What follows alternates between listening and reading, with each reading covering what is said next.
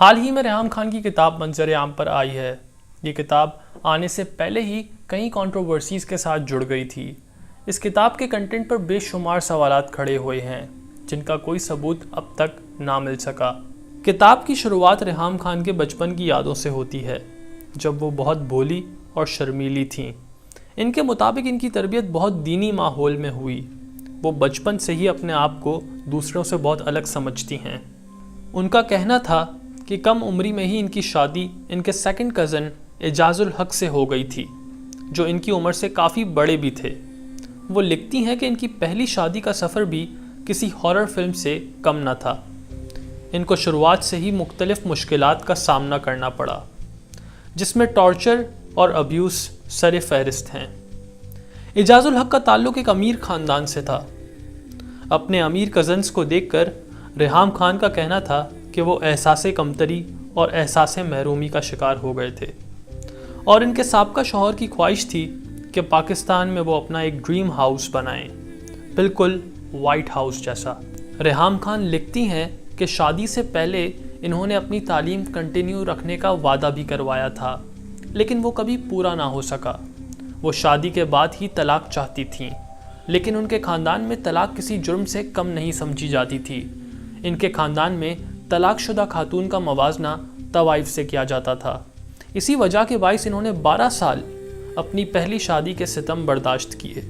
ایک جگہ پر اپنے پہلے شوہر کو انہوں نے سائیکوپیتھ بھی کہا ہے۔ یہ بات واقعتاً حیرت انگیز ہے کہ ریحام خان نے پوری کتاب میں اپنے پہلے ہم سفر کی تعریف کرنا مناسب نہ سمجھی، صرف اور صرف الزامات اور نقائص کا پردہ فاش کیا ہے۔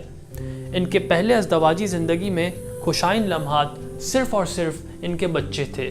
کتاب کا یہ حصہ ان کی زندگی کا پہلا حصہ ہے جس میں بچپنے سے لے کر پہلی شادی تک کے سفر کی بات کی گئی ہے۔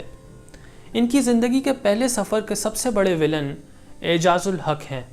12 سال شادی کے بعد طلاق ہوئی تو ان کی زندگی کے اگلے دور میں معاشی بحران آیا جس کی وجہ سے مختلف اداروں میں جابز کی۔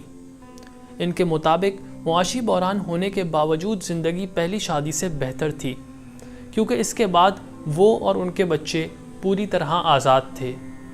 ریحام خان نے اپنی کتاب میں سب سے زیادہ ذکر عمران خان کا کیا ہے۔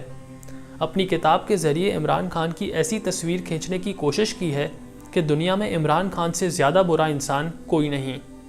اپنی 45 سالہ زندگی کی بائیوگرافی میں عمران خان کے ساتھ بتائے ہوئے بمشکل 10 مہینے کتاب کی زینت بنے ہوئے ہیں۔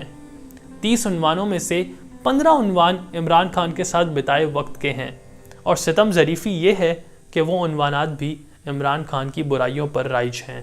الزامات کی بوچھار صرف عمران خان اور اعجاز الحق پر ہی نہیں کی گئی بلکہ انیلا خواجہ، جہانگیر خان ترین، علیم خان، مراد سعید، حمزہ علی عباسی، وسیم اکرم، پرویز مشرف اور دیگر شخصیات پر بھی بے تکے اور سنگین الزامات لگائے گئے ہیں۔ الزامات کی سنگینی اس حد تک کی ہے کہ الزام لگایا گیا ہے کہ عمران خان کی ایک نہیں بلکہ 5 ناجائز اولادیں ہیں۔ عمران خان منشیات کے بری طرح شکار ہیں اور عمران خان وومنائزر کے ساتھ ساتھ ہم جنس پرست بھی ہیں۔ کتاب میں ملک کو لوٹنے والے نواز شریف کے بھائی شہباز شریف کی بھی کھل کے تعریف کی گئی ہے اور ان کے صاحبزادے حمزہ شہباز کو بھی سراہا گیا ہے۔ ریحام خان نے مریم نواز کے تو ایسے گن گائے ہیں کہ جیسے وہ ابھی دنیا فتح کر کے آئی ہوں۔ اس کتاب کو پڑھنے کے بعد آپ کا شک یقین میں بدل جائے گا کہ یہ کتاب عمران خان کے خلاف سازش ہے۔ کتاب میں یہ بھی لکھا ہے کہ پرویز مشرف شراب کے بہت شوقین ہیں۔ ریحام خان لکھتی ہیں کہ عمران خان کالے جادو پر بے انتہا یقین رکھتے تھے اور کسی پیر کے کہنے کی وجہ سے گھر میں عجیب و غریب حرکتیں کرتے تھے۔ ان کا مزید کہنا تھا کہ عمران خان کو جنازوں میں جانا بالکل پسند نہیں تھا جس وجہ سے بہت سے لوگ ان سے ناراض تھے۔ یہ کتاب میں بہت باتیں ایسی ہیں جو غیر اخلاقی، غیر مہذب اور ناقابل ذکر ہیں۔